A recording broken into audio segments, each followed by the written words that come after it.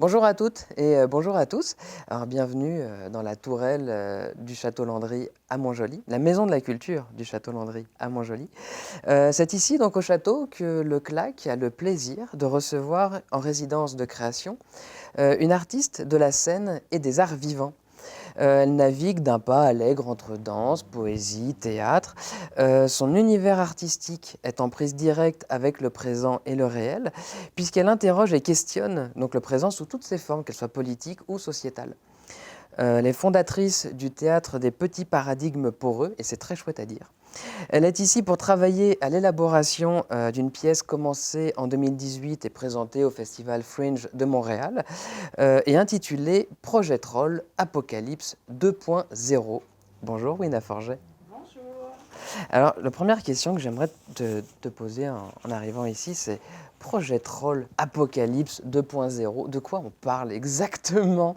J'aimerais ça. Comment tu pourrais définir en fait, le présenter cette pièce-là? Donc, le projet Troll Apocalypse 2.0, c'est le projet d'une satire politique qui prend pour ancrage l'univers des films de zombies, de série B, et qui transpose le zombie, en fait, en figure hybride du troll zombie.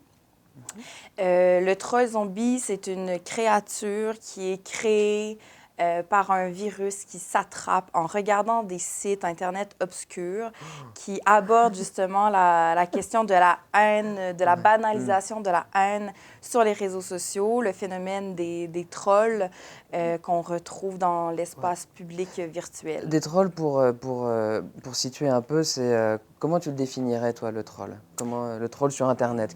C'est quoi un troll sur Internet? Le troll sur Internet, c'est une personne qui va chercher à polluer un fil de discussion souvent. C'est quelqu'un qui va chercher à attaquer, à insulter, qui va chercher la polémique. Donc, qui va laisser des petites bombes pour le plaisir de rire un peu, mais aussi d'attaquer des individus. Ouais, donc il n'est pas du tout dans le dialogue ou dans quelque chose dans la réflexion, il est vraiment là pour blesser, pour attaquer, en fait, d'une Il certaine est là manière. pour blesser, pour Ok. attaquer, pour faire rire ses autres amis trolls. Ok. Ouais. Et alors le zombie, alors comment tu arrives à faire en sorte que dans ta pièce de théâtre que tu es en train d'écrire ici en résidence de création au Château Landry à Montjoly, comment tu arrives à relier en fait ce troll et le zombie? Pourquoi, qu'est-ce qui t'a donné l'idée de ça? Mais au départ, quand je voyais la prolifération des trolls sur Internet, je me disais, oh mon Dieu, mais c'est une prolifération, c'est vraiment en train de prendre tellement d'ampleur et on dirait qu'il y a une contamination.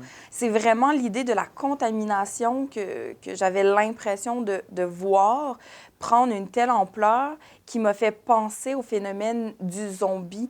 Donc, un virus qui se transmet de façon super rapide dans la population et qui détruit le cerveau et les gens se mettent à s'attaquer et à transformer d'autres individus en En zombies. s'attaquant, en fait, justement. En s'attaquant. Ok. Et donc, voilà, le troll zombie.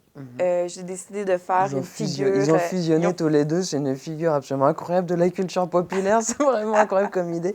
Je voulais savoir, ces trolls sur Internet aujourd'hui, parce que les réseaux sociaux, eux aussi, ont pris une expansion, vraiment, une importance vraiment énorme aujourd'hui. Qu'est-ce qu'ils disent sur la société actuelle? Qu'est-ce qu'ils nous envoient comme message, en fait, ces trolls-là? Je pense que les trolls nous envoient comme message qu'on a beaucoup de problèmes dans la société actuellement au niveau des médias. Mais en fait, je te dirais que j'ai l'impression qu'on est dans des grands changements sociétaux. Donc, il y a il y a des avancées au niveau des droits des femmes, au niveau des personnes racisées, de champs différents. Il y a des progrès, il y a des changements qui arrivent. Et à chaque fois qu'il y a des grands changements dans des sociétés, il y a toujours un backlash. Donc, il y a souvent une posture de résistance face au changement. Et je pense qu'à l'heure actuelle, on fait face à des résistances très, très fortes face au changement de société qu'on vit. Et qui s'exprime du coup sur Internet et sur les réseaux sociaux, et ce qui est un espace incroyable pour pouvoir exprimer ces idées-là. Quel danger ils représentent, selon toi, ces trolls? Les trolls représentent un danger du fait que parfois ils s'organisent entre eux et ils vont faire des campagnes d'intimidation violentes envers des individus. Ça va d'insultes à des menaces de mort. Donc, il y a une attaque à l'intégrité puis à la santé mentale des gens. Et parfois, ça va jusqu'au geste parce que c'est tellement empreint, présent dans l'espace virtuel que l'espace virtuel n'est pas détaché de l'espace physique de la vie. Donc, ces mots-là sur l'espace, sur les réseaux sociaux se répercutent ensuite dans la société, puis on le voit avec des attaques ou des gestes posés. On en a beaucoup parlé en ce moment d'ailleurs de ça, de ce dont tu parles. On en a parlé avec... il y a des journalistes qui ont été attaqués beaucoup ces derniers temps, et puis il y a eu beaucoup de témoignages sur le devoir de journalistes en fait, qui disaient ça. Puis moi je voulais savoir, d'un point de vue sur nos sociétés, sur la démocratie, est-ce que c'est un problème pour quel problème démocratique ça? Puis j'aimerais ça te lancer là-dessus, parce que ton théâtre, puis ton œuvre s'articule autour de ces questions-là, de la démocratie, de la société, etc. Comment... Je pense qu'au niveau, en fait, de la démocratie, je pense que ça nous ramène au rôle des médias on est dans une société où tout va super vite et où on doit faire de l'information de façon continue et où on met de l'avant parfois des nouvelles qui vont stimuler la haine, malheureusement, de façon inconsciente ou juste dans l'espèce de rapidité du travail qui doit être exécuté. Et on le voit aussi un peu avec le collectif qui vient de sortir, Liberté d'oppression, qui parle justement de la ligne entre la liberté d'expression et l'oppression qui est faite et de faire de l'argent sur la haine. Mais c'est quelque chose qui en ce moment se fait, mais en tant que société, on doit se questionner à savoir si c'est sain. Et comment justement on combat ça? Comment on combat ce phénomène? Ah, comment on le combat? Je pense, premièrement, d'en parler. Mais d'en parler, et je pense qu'il faut vraiment s'arrêter puis avoir des profondes réflexions pour comprendre les rouages. J'ai l'impression que c'est des enjeux qui sont extrêmement complexes, qui méritent plus que 5 minutes sur le coin d'une table pour y réfléchir. Je pense que ça nécessite de réfléchir au fonctionnement des médias sociaux et penser aussi dans les paradigmes politiques dans lesquels on est et pourquoi, en fait, il y a tant de haine qui est présent. On le voit avec la politique spectacle, là, aussi, beaucoup, là, qu'on assiste aux États-Unis, mais ici aussi, là. Je vais revenir sur ton projet, donc Projet Troll Apocalypse 2.0. Tu as commencé à l'écrire quand, ce spectacle-là? J'ai commencé à l'écrire en 2018. En 2018. Donc, c'était au moment où on commençait à avoir un peu le portrait de Donald Trump dans nos télévisions. L'exemple type du troll, hein, d'ailleurs. Oui, c'est ça. Le troll à l'ère de la post-vérité qui vient... qui est très près là, du phénomène. Des fake news, de tout ça, de tout ça. Exactement, toute l'information se vaut maintenant. qui est assez incroyable. Et il y avait aussi en 2018 on parlait beaucoup de la présence de groupes nouveaux là, au Québec, comme La Meute et différents groupes d'extrême droite qui parlaient de l'immigration et qui faisaient une espèce d'obsession autour de la figure de la femme musulmane. Donc, j'avais envie de traiter de ces sujets polarisants, mais qui étaient amenés de façon super haineuse dans l'espace public. Et qu'est-ce qui s'est passé alors, du coup? Parce que là, on est en 2018. Tu présentes une première mouture de ce spectacle au Festival Fringe de Montréal. Puis là, on est en 2021. Qu'est-ce qui s'est passé pendant ces 3 ans qui t'a donné envie de réécrire, enfin, de continuer, en fait, ce spectacle-là? Oui, donc en 2018, j'ai fait une première mouture, puis ensuite, j'ai continué à travailler sur d'autres projets. Et évidemment, avec la pandémie, la présence des trolls est revenue de plein fouet. Bon, ils n'ont jamais disparu, mais comme ils sont vraiment présents. Et aussi, c'est l'évolution du phénomène du troll. En 2018, on ne parlait pas tant des théories du complot, de l'ère de post-vérité. On commençait, mais pas vraiment.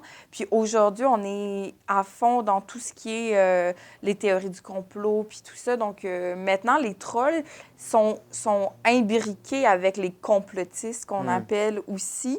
Et je trouvais intéressant de réfléchir à l'évolution de la posture du troll vers le complotiste.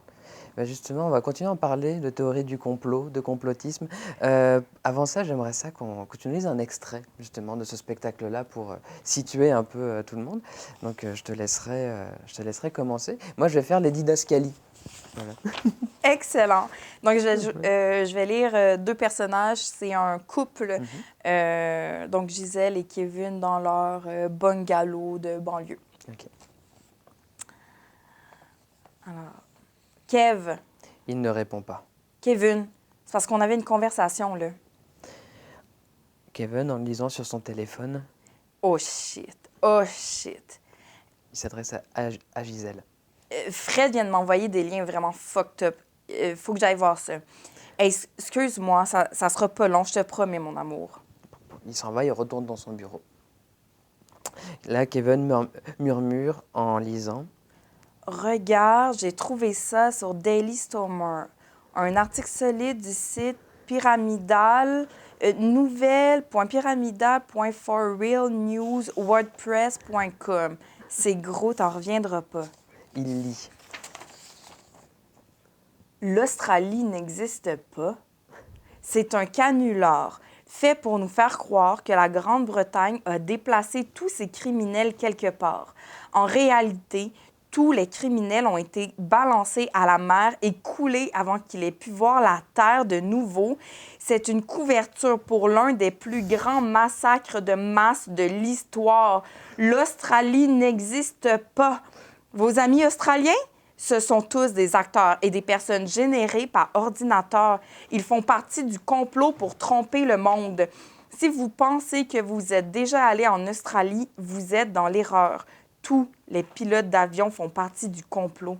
L'Australie est l'un des plus grands canulars qui ait jamais été inventé et vous avez tous été trompés. L'Australie n'existe pas.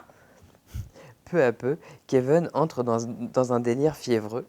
Sa posture change ainsi que sa voix et sa respiration. Le virus qui transforme les humains en trolls zombies s'empare de lui.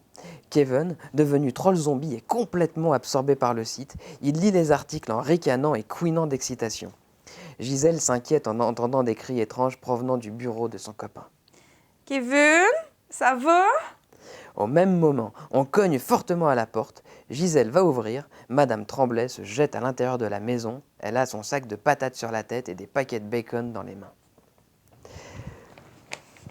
Est-ce que c'est vrai que l'Australie n'existe pas? Ben, peut-être, hein? Faudrait vérifier. Mais cet extrait-là et tous les extraits, parce qu'il y en a plusieurs dans ton spectacle à venir, mais est-ce que tu les as vraiment trouvés? C'est des vrais, là, c'est des vrais articles là, que tu as trouvés. Là. Oui, exactement. Donc, c'est des vrais articles trouvés OK. sur Internet. OK, mais comment tu fais la sélection de ça? Comment tu les choisis, ces articles?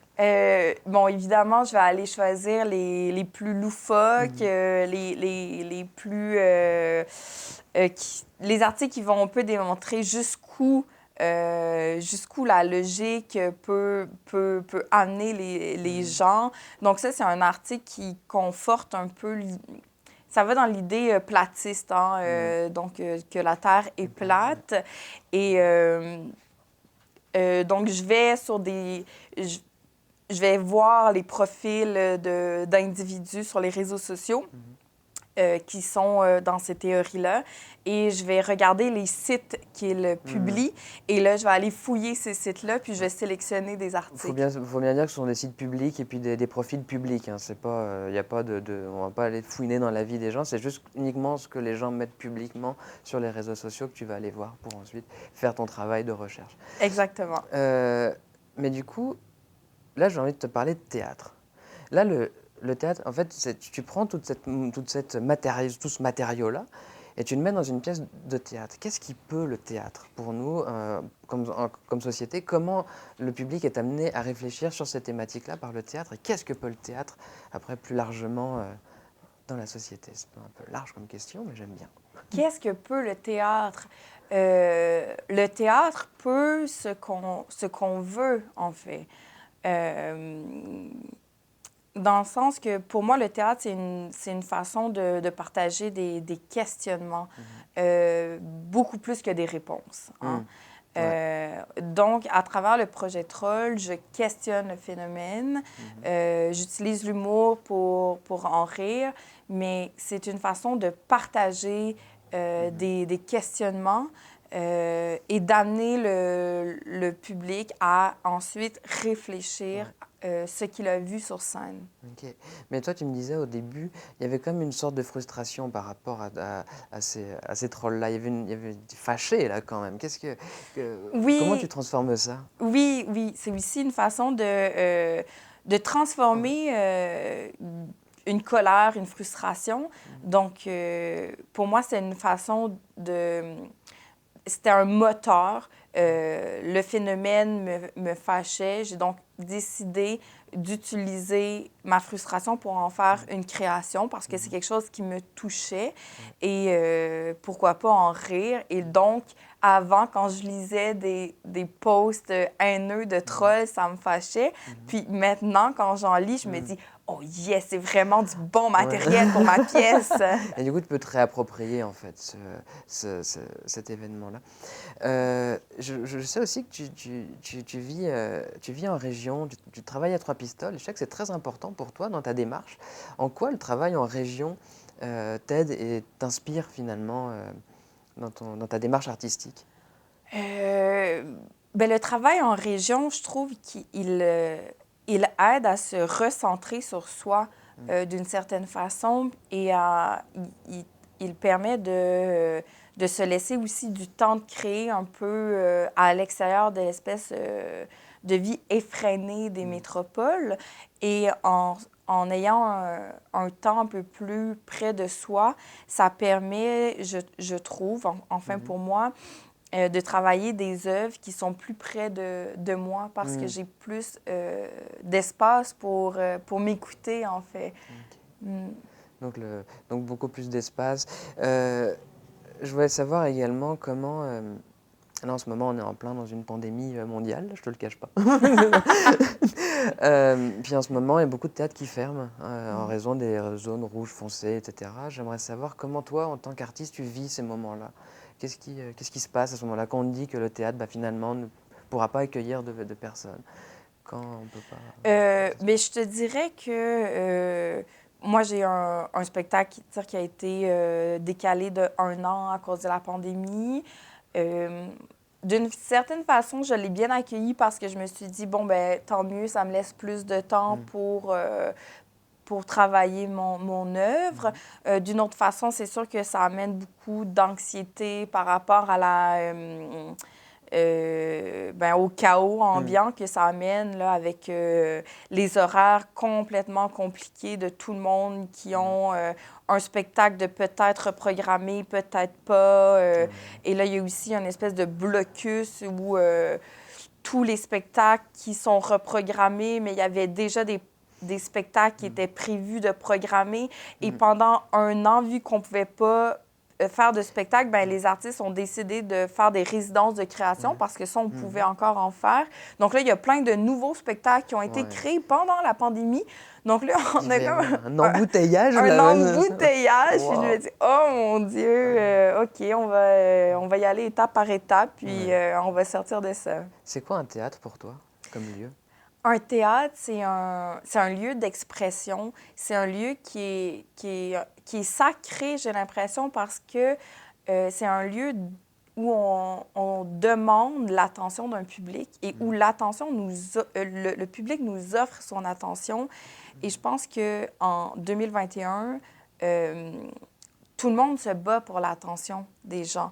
Donc, la publicité, les médias, tout le monde... tout le monde essaie d'avoir l'attention des gens. Parce qu'aujourd'hui, l'attention d'une personne, c'est quelque chose, c'est des codes d'écoute, c'est rentable. Et pour moi, c'est précieux parce que c'est un lieu où les gens acceptent de nous prêter leur attention. Wow. Merci beaucoup, Wina Forget. Merci. Je rappelle que tu es en résidence de création du 10 au 15 mai à la Maison de la Culture du Château Landry à Montjoly pour écrire ce projet, Projet Troll Apocalypse 2.0. Merci beaucoup d'avoir été avec nous et de faire vivre ces lieux culturels et en tout cas de tout ça, de créer en tout cas. Merci beaucoup. La suite pour le CLAC, restez bien au fait. Bientôt, au mois de juin, le CLAC va annoncer ses événements pour le thé littéraire, des thés littéraires qui aura lieu au Jardin de Métis. Donc restez à l'écoute, on va vous donner les dates prochainement et puis la liste des invités également. On ne peut pas vous en dire plus, mais restez à l'affût, c'est pour bientôt. Merci encore, Wina. Merci. Et puis au plaisir, et puis à la prochaine.